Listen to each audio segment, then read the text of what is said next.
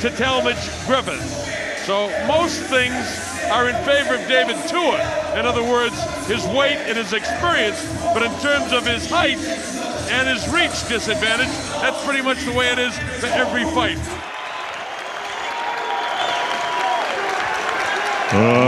Ladies and gentlemen, good evening and welcome to Trust Stadium here in Waitakere City, New Zealand, where tonight 72 promotions in association with Cedric Kushner Promotions are proud to present Tour of Duty, 10 rounds of boxing in the heavyweight division. Sponsored by Tua Man, Lion Breweries, The Sunday News, Sky City Auckland, New FM, and TVNZ1. Sanctioned by the New Zealand Professional Boxing Association Incorporated. Ring supervisor for this bout, Mr. Carrick Belton. The three judges at ringside scoring this contest will be Jeff Belton, Bob Gibson, and Pat Leonard. And when the bell rings, your referee in charge of the action inside the ring, Lance Reville. And now, for the thousands in attendance and the millions around the world who wish they could be here in New Zealand tonight. Ladies and gentlemen, let's get ready to rumble!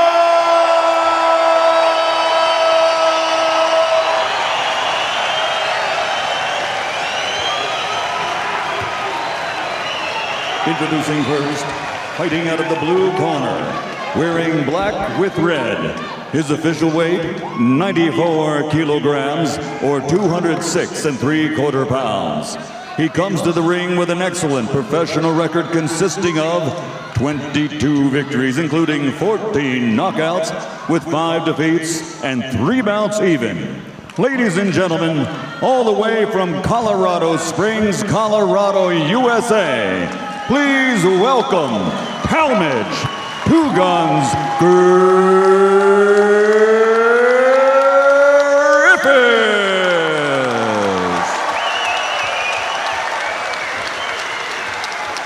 And his opponent across the ring, fighting out of the red corner, wearing black with silver. Official weight, 114 kilograms or 251 pounds. His professional record, 42 victories, including 37 knockouts, with only 3 defeats and 1 draw.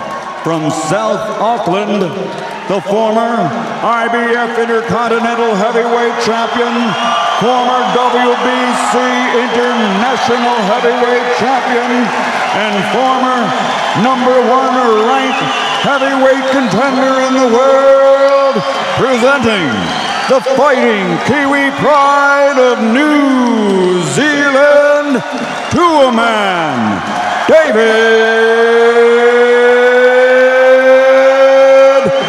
Tua.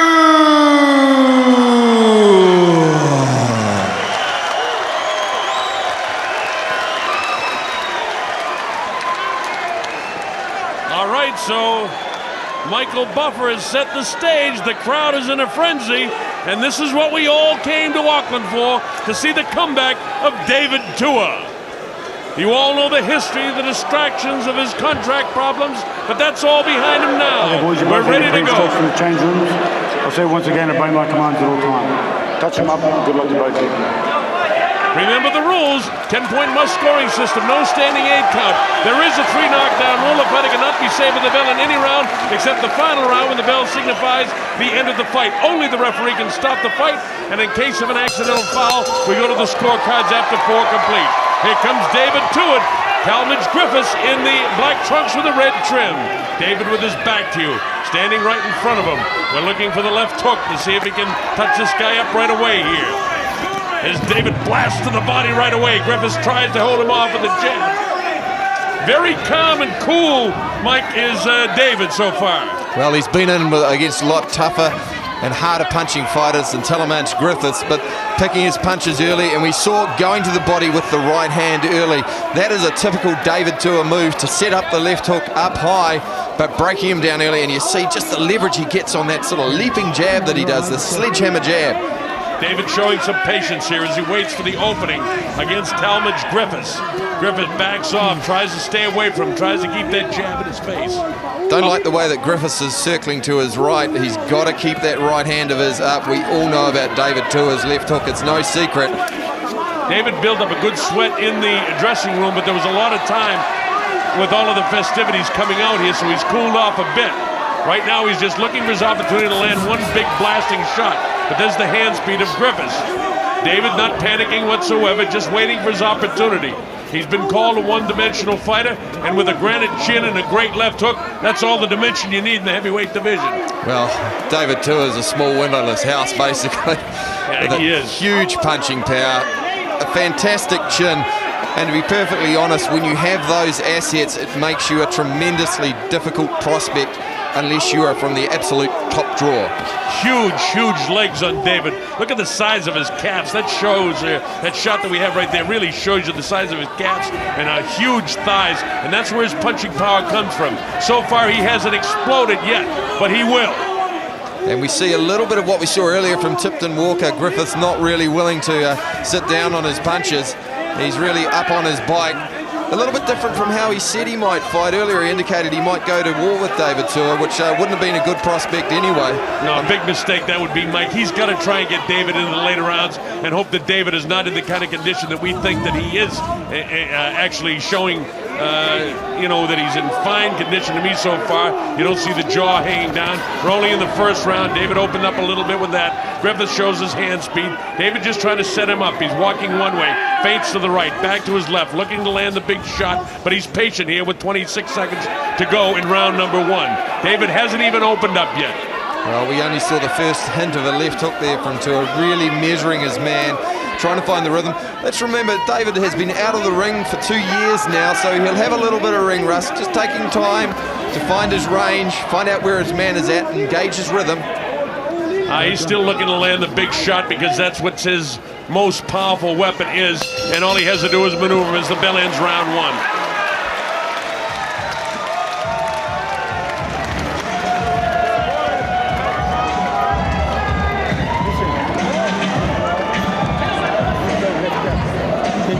Shut the left up, bạn ấy phải kia bêu đi mình only neglect bêu đi mình lúc đó.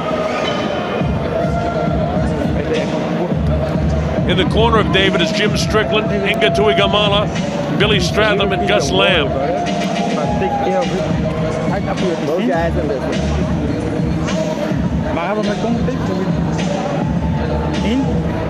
Across the way now to Talmadge's corner. I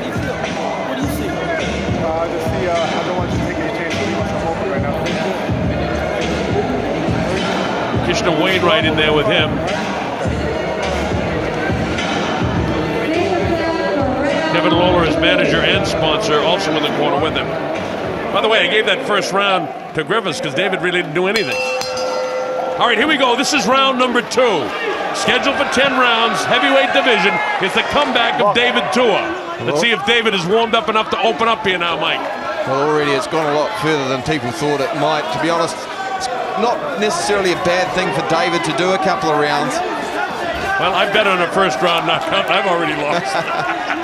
I have a lot of faith in David, though, before this is over.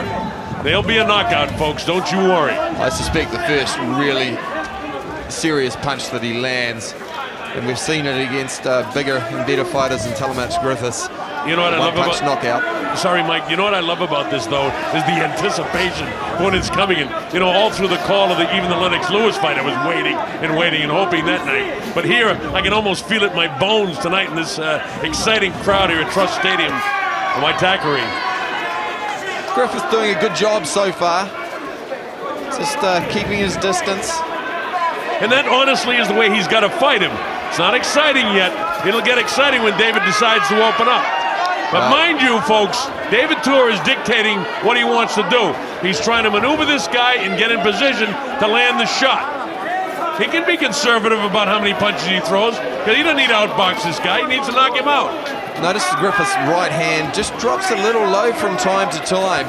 David Tua may have an opportunity, particularly if he throws a jab, fakes the jab, and then comes around with the left hook, which is a very, very useful Tua combination. And if Griffith isn't quick enough, he will get clouted by the big powerhouse left hook of the Flying Samoan. I'm surprised that David hasn't hit him to the body, at least to let him feel the power, you know, to take some of the spirit out of him, take some of the heart out of Talmadge Griffis. David hasn't done that. He hasn't gone to the body at all. In fact, he hasn't done much of anything so far. Waiting, waiting, waiting. There's the left hook, but that was kind of a powering left hook from David. As Griffis' jab was a powering jab, and as I expected, David can walk right through that jab anytime he wants. David should blast a couple of shots in the body. There's the left hook upstairs, but it doesn't catch enough of the jaw of Griffis. Caught Griffis just moving away there on the angle. He wouldn't want to be drifting into it or even standing stationary. Just like to see David perhaps go to work with that right hand to the body and then coming upstairs. Make no mistake about it, that Talmadge Griffis is in a survival mode, and that's the way he should fight this guy. He doesn't want to mix with David. He wants to stay out here, never wants to enter the kill zone unless he's throwing, and then he better get out of there. And he's fighting a perfect fight so far because he's winning the fight. He won the first round based on activity, and he's winning the second round based on activity. Well, the book on David Tua has always been the same. It's no secret. David can be beaten and frustrated if you keep him on the outside, but very, very few fighters have been able to do that. And Griffis won't be able to keep him on the outside. When David dictates it's time to mix it up and he wants to go, he'll be able to come right through that jab. The bell ends the second round.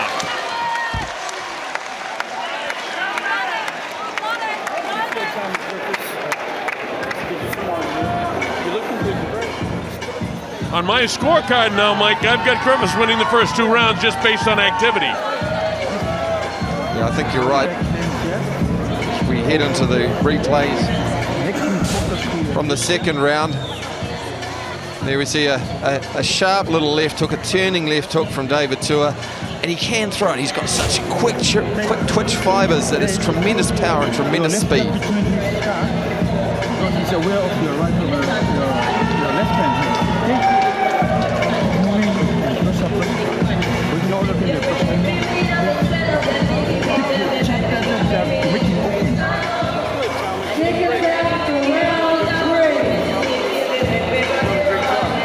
All right, we're coming up to round three. The Colonel Bob Sheridan here with Mike Engove.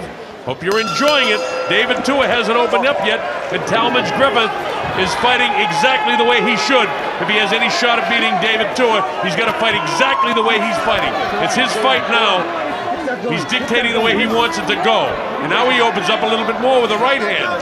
David trying to close the gap, trying to get in there. It's not necessarily a bad thing for David if Griffiths does start to open up. If Griffiths starts to get brave and stand there and trade with Tua, he will come off second best. Oh, for sure. For sure, but at some stage, I mean, if he wants to win the fight, he's got to throw some shots, he's got to close the gap, and that could be lethal for him at the same time. Right now, Griffis is just flat outboxing David Tua, but a lot of guys have been able to do this. Well, tactics are all well and good, and outboxing someone's all well and good until you get hit and starched. David trying to cut him off, trying to force him into the corner, but Griffis able to box around him, moves around to his right. He's fighting a perfect fight right now, is Griffis. That's exactly what he wants to do. A bit more urgency from Tua there. He's just moving a little bit more actively to cut off the ring, a little bit more proactive, bridging the gap, a bit more speed of feet from David. David's sneaking in on him right now. It's very subtle, but he's sneaking in. You can see the way he's moving his head, that he has more of an adrenaline flow. There's the left hook. He let it fly that time. Just caught a piece of the nostril of Griffis. David wants to throw the right hand now. He's been working a lot on that, but we haven't seen it yet. No body shot so far by Tua. We're in the third round. Tua stalking Griffis. Griffis fighting the perfect fight to this point, holding off the big, powerful Samoan, fighting out of Auckland, New Zealand. David, once ranked number one in the world, many feel he can be world champ, including myself. There's the left hook, and it caught Griffis that time. Didn't shake him, but it caught him. And that was just a little flick of Tua's wrist, not a huge amount of leverage on that punch, but you can see the power of the man. And again, Tua coming off the jab with the left hook, jabbing to the chest, and then coming upstairs with the left hook. Like to see David come back with a right hand behind that left hook. so he's not totally one-dimensional. And I know he's been working on the right hand in training. But right now he goes down to the body, and that, I think, is a good move on David. David closing the gap a bit more. He's picking up the pace a little bit more. Talmadge continues to hold him off with a jab. Nice stiff jab by David Tuitt. Snaps the head back of Talmadge Griffis. You saw that got Griffiths' attention immediately. The power of the sledgehammer jab from David Tuitt, giving Griffiths something to think about. David can punch with his right hand. He is a big puncher off both hands. It's just his leverage tends to set himself for the left hook, but when he does throw the right hand, he becomes twice the fighter. Well, he just threw his first right hand of the fight, caught a bit of the elbow of Griffis, but he threw it with real bad intentions, and he needs to do that more. He's going to bang the body of Griffis a couple of times, and those hands will come down as his elbows will try to protect his body. But David right now is doing pretty much what he wants as the bell ends round number 3.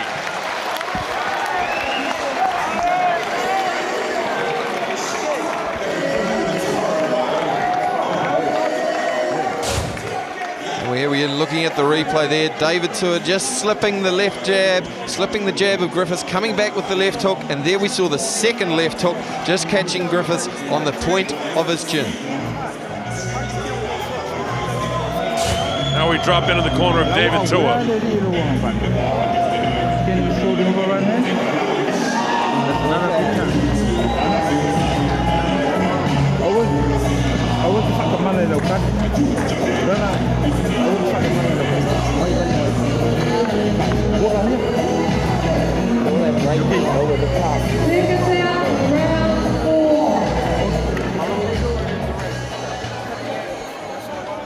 We're all set for round number 4. This is a place where I didn't expect this to be.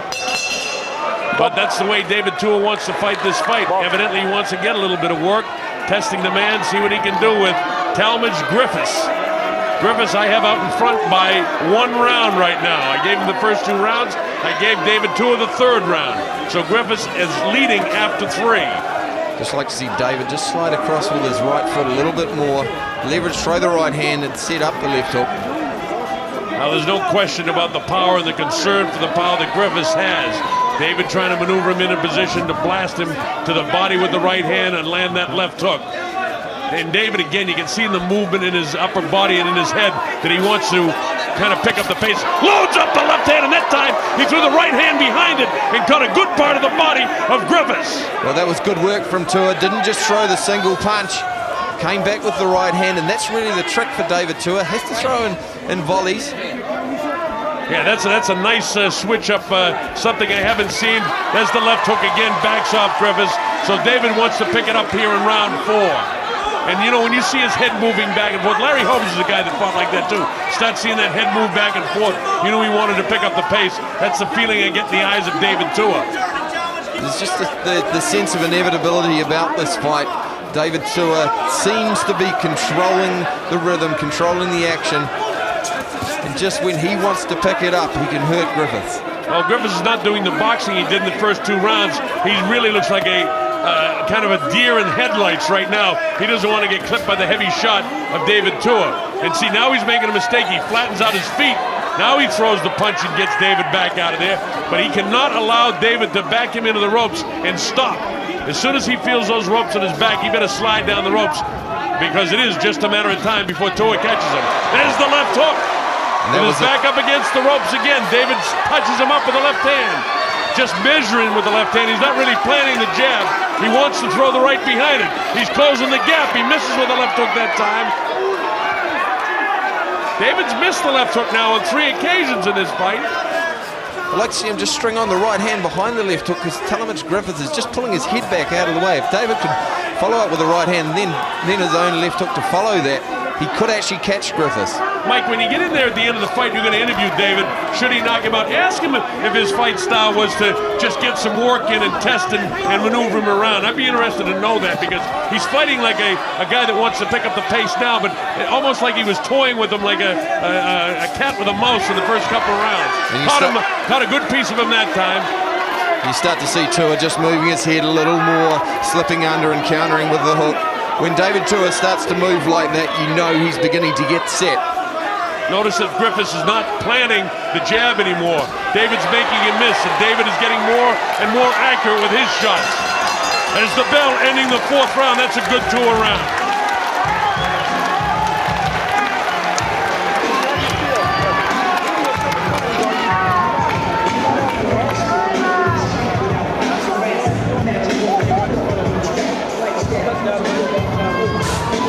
Here we look, David Tua just swinging wildly with the left hook.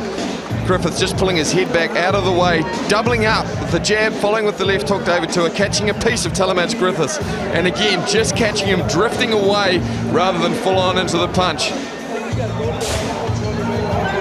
This Griffis corner, you see him with the end swell of the right eye. So that left hook is beginning to take some sort of toll. Nobody's been down so far. Nobody really shaken.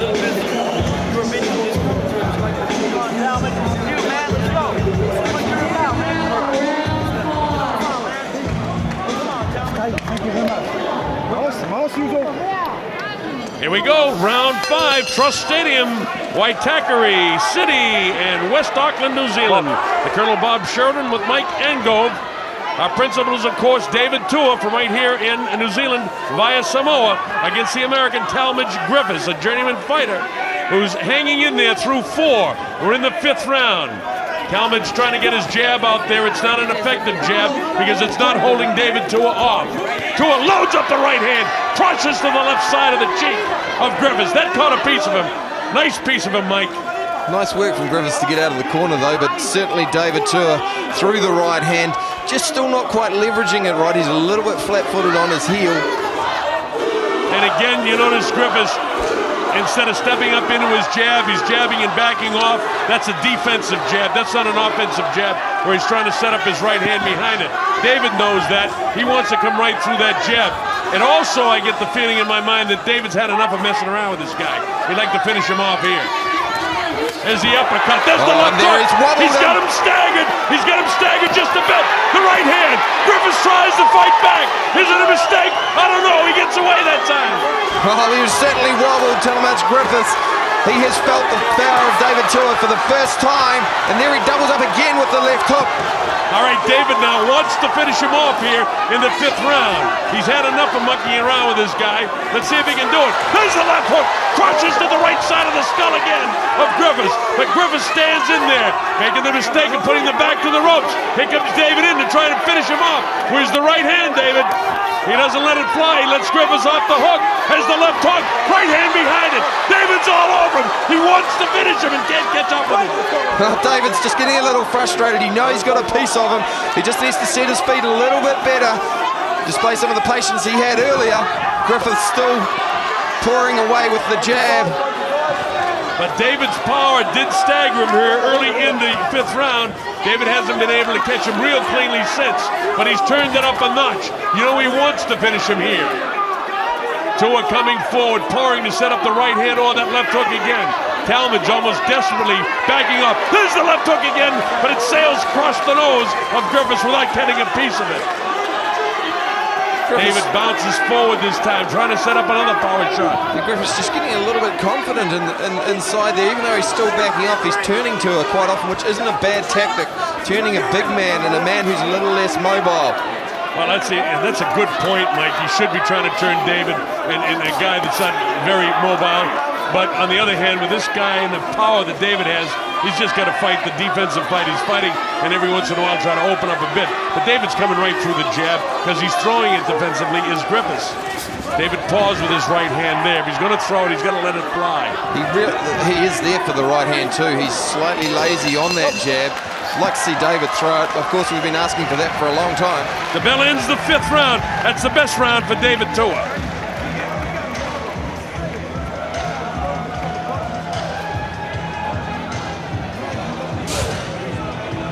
Fifth round was a good round for David Tua. There we see him just backing him up, faking with the left uppercut, clipping him with the left hook. Griffith's hands all of a sudden come up high. He's felt the power. The right hand over the top. And there we see Griffiths again clipped over the ear with the left hook of David Tua. And just David just getting a little bit frustrated there. Just losing his balance as he chased Griffith across the ring.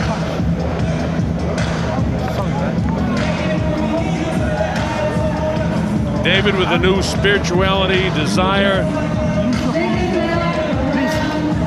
Kevin Barry did the job bringing him to the point in his career where he became #1, and now he's turned to his family to take him the rest of the way home in his quest for the heavyweight championship of the world. This is round 6. I get the idea that anytime David wants to finish it, he can do it now. And he's up on his toes. He wants to chase this guy down. He'd like to finish it. I thought he wanted to finish him off in the 5th the way he was moving, but he may try to do it here in the 6th. He's tired of fooling with him anyway, Mike.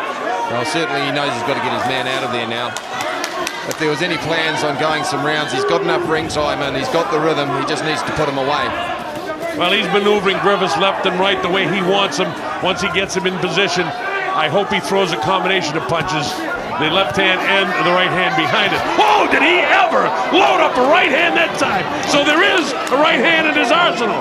Didn't nail him, but he threw it. Well, I think David threw the kitchen sink, the bath, and probably the lounge suite as well into that one. You're not talking about knocking a man out. You're talking about taking the guy's head off if he lands that shot. The problem, of course, is the short arms and the lack of height for David. Don't forget, Griffis has 8 inches in reach advantage, but David comes right through it. But that's not unusual for David Tua. Most of his opponents are taller and have a big reach advantage. I think one of the few fighters he has fought at his own height is Griffis' current trainer, Krishna Wainwright. And Krishna Wainwright at about 5'10", with a similar height to David Tua. Of course, the big fight that everyone would love to see is Mike Tyson and David Tua. Same height and both powerful punches. That they say be worth about $25 million, 12 for each guy. Well, I wouldn't mind seeing that myself. Certainly wouldn't be any room. It'd be a fight in a phone box, I'd say. But right now we're in round number 6, a place many people, including myself, didn't expect it to be. David Tua is in command right now, but Griffith, I thought, won the first 2 rounds of the fight before David decided to open up a little bit in the 3rd. Then he staggered Griffis in the 5th round, and not a lot of action from David here in round number 6. We just saw a little sign of David Tua on the inside. He rolled under the punch and bumped him off with his left shoulder. I'd like to see him do a little bit more of that to create room. Wild right hand to the body there from Tua. Needs to follow it up with the left hook upstairs. David having difficulty landing the jab with authority, but David makes a living on power shots. He's got the adrenaline flow going now, and tell by the head movement again. Nice foot movement. You know, one thing I'm noticing here in the 6th round that I noticed in a lot of David's previous fights, David got rocked by a pretty good shot by Griffis there, a right hand followed by a left hook, is David is not sucking wind. You notice his jaw's not down. He's breathing heavily all right, but he is in better physical condition than I've seen him in many of his fights. Well, certainly David's always carried power into the 11th and 12th round, as we've seen from his knockouts of Maskayev and Aizen Rite. He carries power. He carries that anaerobic power right through to the latter rounds, but this is only a 10-round fight. He needs to get to work now. We see Griffis, as we come to the end of that round, just getting a little confident. That was Griffis' best round since the 2nd round. The bell ends the 6th.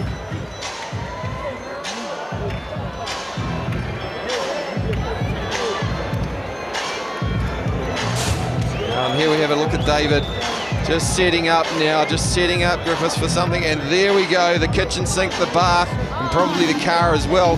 And a nice right hand left hook that momentarily looked like it wobbled David Tua from Griffis.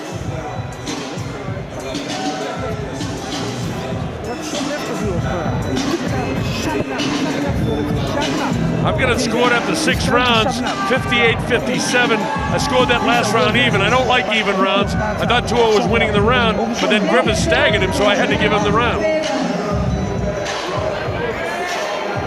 Gotta move, man. Move that head combination.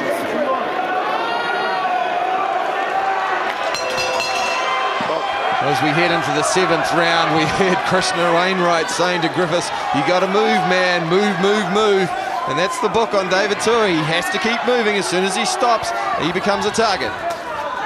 David trying to pick up the pace now. You see how quick he is on his feet right now. He doesn't want to drag this thing into the 8th, 9th, and 10th round. He wants to take this guy out soon. And he really needs to make his impression on the world scene. He's got to try to finish this guy off now. The jab won't hold him off. David can come right through that, but I think he needs to blast some more shots to the body, soften Griffis up a little bit more, and then try to finish him off. You just see David just a little bit off balance, probably signs of being out of the ring for a little while. Just on occasion, he's caught off balance and not in a position to throw a counter shot. He's making Griffis miss on occasion, but really when he does that, he needs to come back with something. And balance, you're right, Mike, is so key in every sport, not just boxing. In every sport, balance is a big key. And David, when he throws his left hook with a lot of power, in the case tonight, his right hand, you saw him fall forward and almost go through the ropes there a couple of rounds ago. But David, I mean, he's fooling around with this jab of Griffis. He should just come right through it. And he's got a blast to the body. David's been short with his jab. He can't seem to out-jab this guy because he does have an 8-inch advantage in reach, and Griffis is jabbing and moving. But it doesn't measure well for David, by the way, you know, to be just doing so-so against a journeyman fighter. I want to see him blast him out.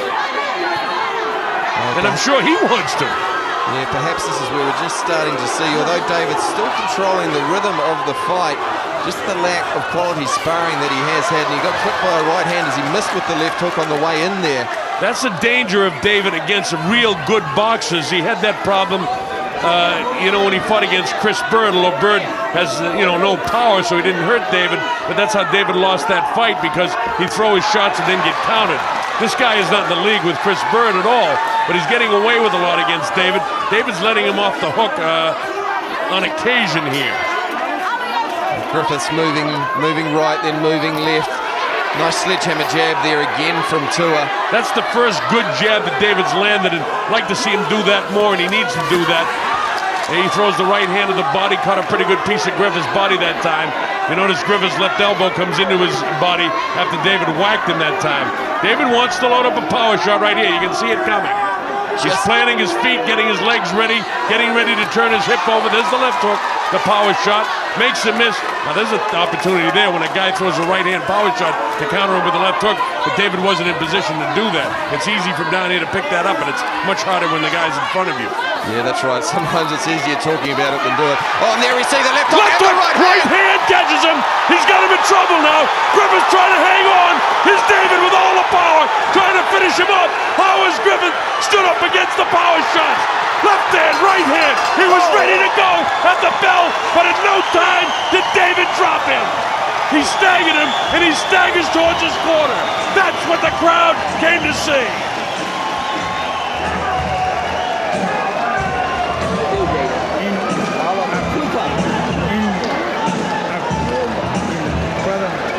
Here we come as we look towards the end of that round. David Tua has been tracking him down for so long. The sledgehammer jab doubling up on it. And here we see again, coming over the top, we'll have the left hook there. Right hand just missing. Griffis turning him into the corner. And the right hand, the first right hand of the fight. Left hook. Left hook again. That's the one that did the damage in the right hand, and he's really wondering where his legs are right now. David Tua just trying to create some room. Griffis fighting in there, every ounce of his being trying to keep him up as we look towards David's corner in Inga Tuigamala. Well, now David's going to jump right on this guy. 1 minute isn't enough to recover from those heavy blows in the last 20 seconds of the 7th round. Here we go to round 8. Now, has David got enough gas left in his tank to finish this guy off abruptly here in the 8th round? Because Griffis is definitely in survival mode right now. Backing off, backing off. He's not even throwing out the jab. Now he paused with the jab. Continues to back off. David wants to put some pressure on him and try to finish him off right here if he possibly can. Well, that was the thing earlier. I said Griffis is just starting to grow in confidence, and sometimes when that happens, you get careless. He got careless and got clipped. But David just not really jumping on him. I'd like to see him do a little bit more here. Well, he's showing a bit of patience to me here. He may know in his own mind, look, I can take this guy anytime I want now. So he wants to line him up for the big, powerful shot. But you know something, Mike? With the good left hooks in that last round, it was the right hand that really hurt Griffis. But luckily for Griffis, the bell really saved the effort of David Tua because he was going out. Well, I think he was pretty pleased to hear the bell, the ringside bell, rather than the bells ringing in his head, because he was certainly clipped and wobbled. And still, he's got a little bit of the deer in the headlights look even now. David Tua slaps away the outstretched right hand of Griffis. David is filled with confidence himself. Has a nice half uppercut. A half uppercut inside. He caught him with that shot and bounced the head back. And I think Griffis, even there, we just saw his knees buckle momentarily. That's the power of Tua, starting to track his man down. That came from a new point. I like that. It kind of came from his hip with the uppercut motion instead of the strict left hook. And David has got to do more of that too, Mike. He's got to throw those punches. There's a right hand lead. I like that. That can be very effective for David when he puts that in his arsenal. Here's a mistake being made by Griffis. He's getting brave now. He wants to exchange with David. That's suicidal for a fighter to exchange with him here. I know he wants to win the fight, and he's got to land some punches to do it, but he's got to do it by jabbing and boxing and not exchanging on the inside with David. Well, talking to Christian Wainwright before the fight, that was his worry that Two Guns Griffis would actually follow his natural instincts, which is to blast away with both hands rather than stick to the plan. And we may be seeing that once he gets hit, once he gets a little bit of the adrenaline flowing, he wants to get in there and mix it. Let me tell you something, this is a big step up in class for Griffis. He hasn't fought anybody in the caliber of David Tua, and he's not making a bad show of himself at all. Don't forget, he's 22-5 in the heavyweight division, but hasn't fought any really, really good heavyweights like a David Tua, and he doesn't look too bad. He's hanging in there. He's only trailing in my scorecard by a couple of points here, and we're in the 8th round already in a scheduled 10-round affair. David a little frustrated about the fact he can't catch up with the guy right now. He's trying to hunt him down. Griffith fighting exactly the way he should, trying to hold Tua off. Tua comes forward, stalks his man. There's the right hand, caught him on the shoulder though. Just a little bit wide on the punches, David Tua. Just gives Griffis enough time to see the shots, turn his shoulder away from them, just to take the sting out of the power. And the bell ends the 8th round.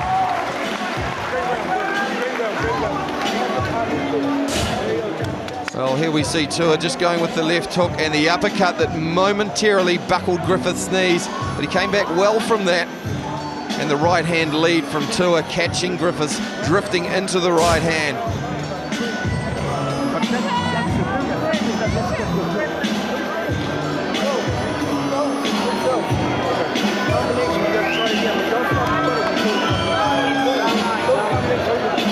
So Griffis was staggered in the 5th.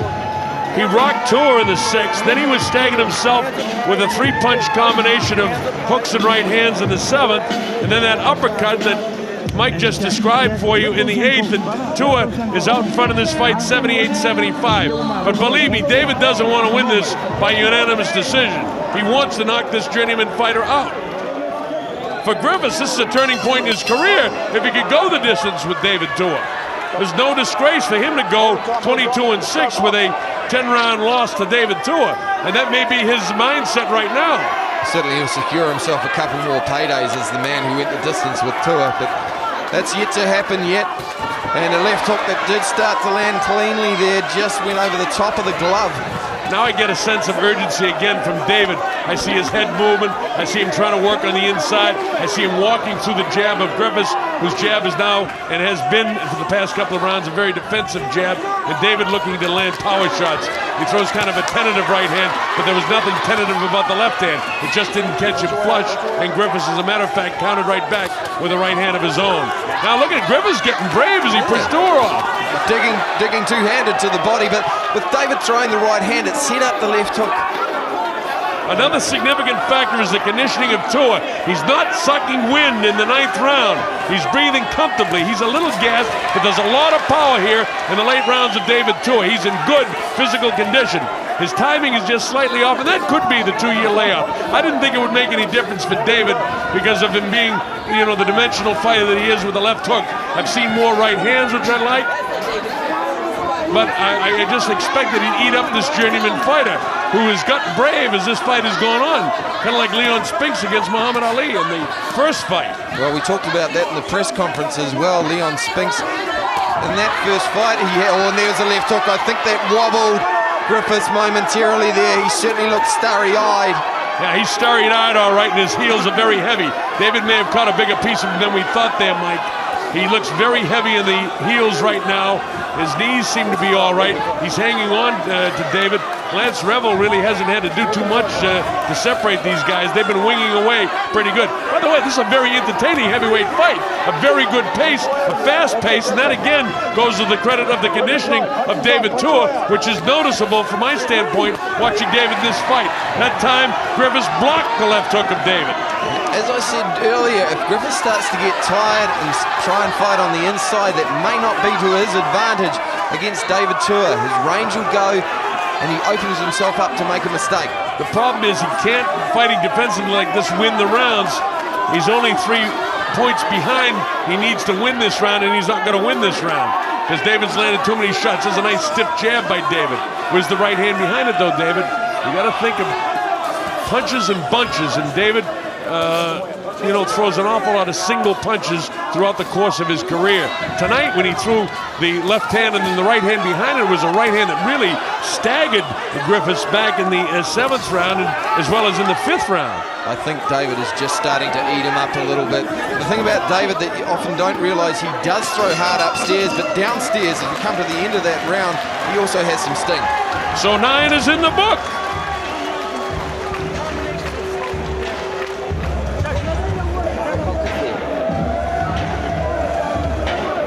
Well, we hear the end of round 9, not expecting it to go that far. That left hook clipped Griffis more than we thought, and another one around the ear of Griffis. And the left hook right hand, again, when David throws in volleys, he's more effective. I think Griffith has shown extraordinary conditioning for this fight. He's been able to gobble up some of the best power shots of David. I don't know what that tells us about David's power. Has he lost any power? I don't think so, really.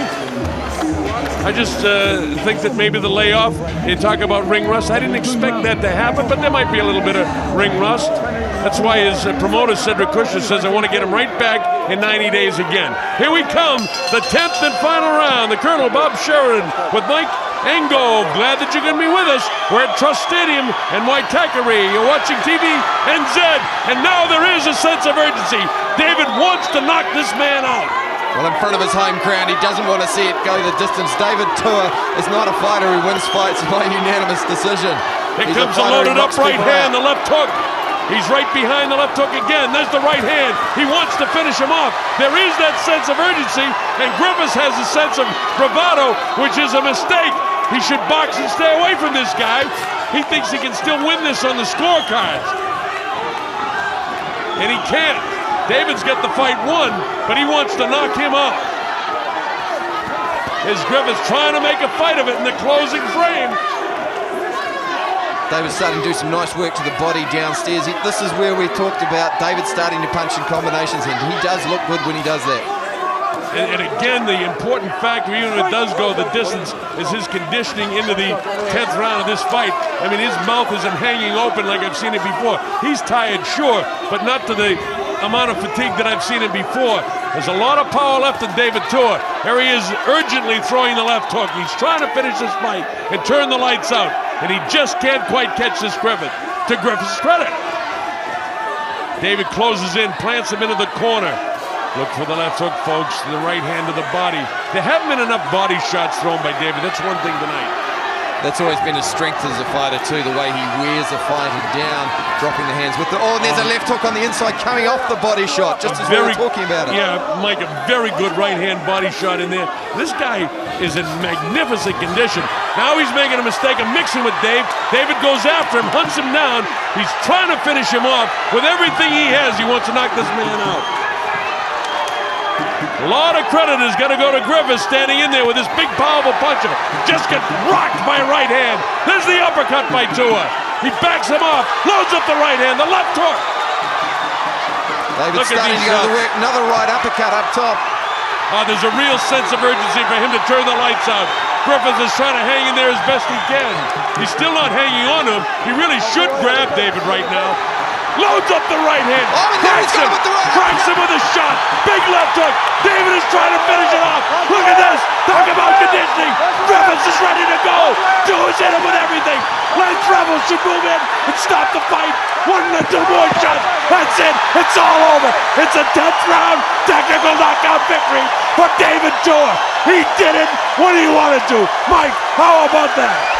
David Tua, the final round of the fight. Have we seen this before from Tua or what? And in front of his home crowd, to be honest, Bob Sheridan, that's as good a result as we could want from David Tua. Even though he didn't look sharp, he got some rounds in. Hey, don't forget to ask him now, did he want to go the rounds? did he want to go the rounds? I want to know that myself. Well, what a finish there from David Tua. I've got a feel for Talmadge. Griffis did so well for so long. Only 26 seconds left in the fight, but he showed a lot of guts and determination, and he did take some big shots. A brilliant finish for David Tua. He wanted to knock him out in the 10th round, and he did. When he turned it up to the full steam, he was able to do it. And remember what I said about his conditioning, Mike? He was in great shape, fine shape, as good a shape as I've seen. All right, Michael Buffer standing by. We've got to make it official. So without further ado, let's go to the classiest ring announcer of them all, Michael Buffer. Ladies and gentlemen, the end comes at 2 minutes, 45 seconds of the 10th and final round. The winner by TKO victory. He is back to a man, David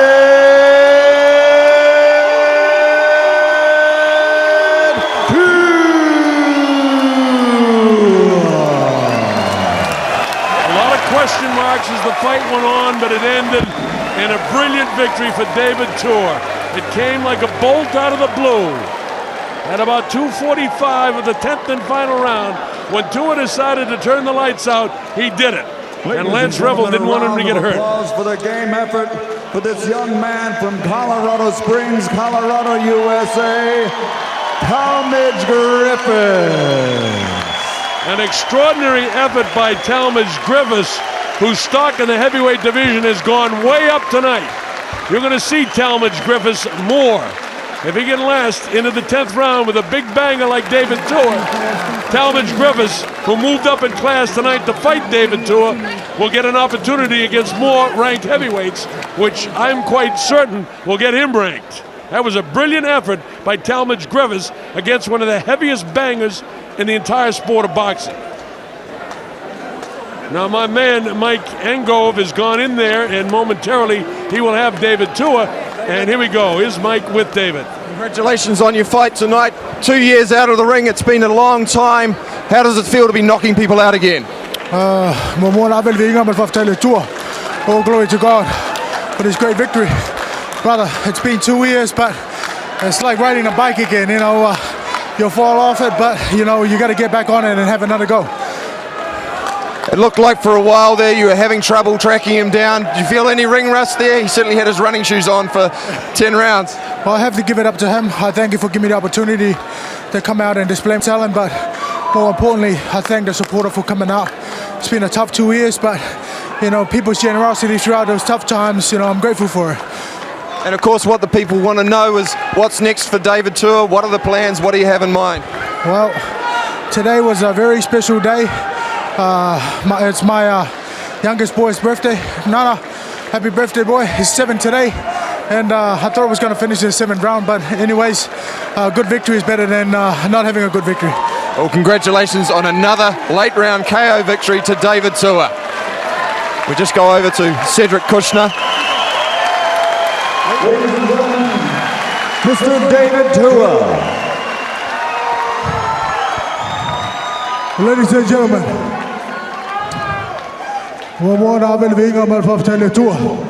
first and foremost, I'd like to return all the honor and glory to the Almighty God, that even though the brother went down in the 10th round, but he wasn't seriously hurt. So let's give him another round of applause, please, ladies and gentlemen.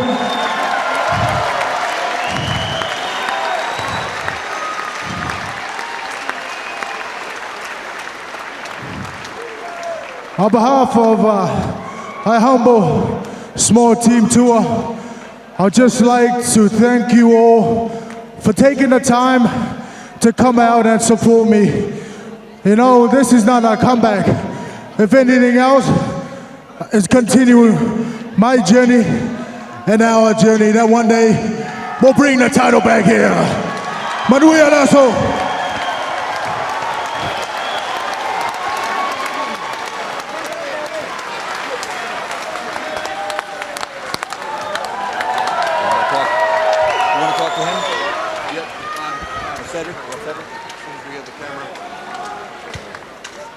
That's David's wife, Labina, there in the green dress. Of course, she's thrilled. A very exciting night for the Tua family and all New Zealanders. And I'm sure you folks watching around the world who may have been tuned in, as I thought, in the first or second round expected knockout. This man, Talmadge Griffis, remember his name because you're going to see more of him. His stock went way up in the heavyweight division tonight. A brilliant effort by Griffis against the heaviest hitter, perhaps still in heavyweight boxing today. David Tua is back.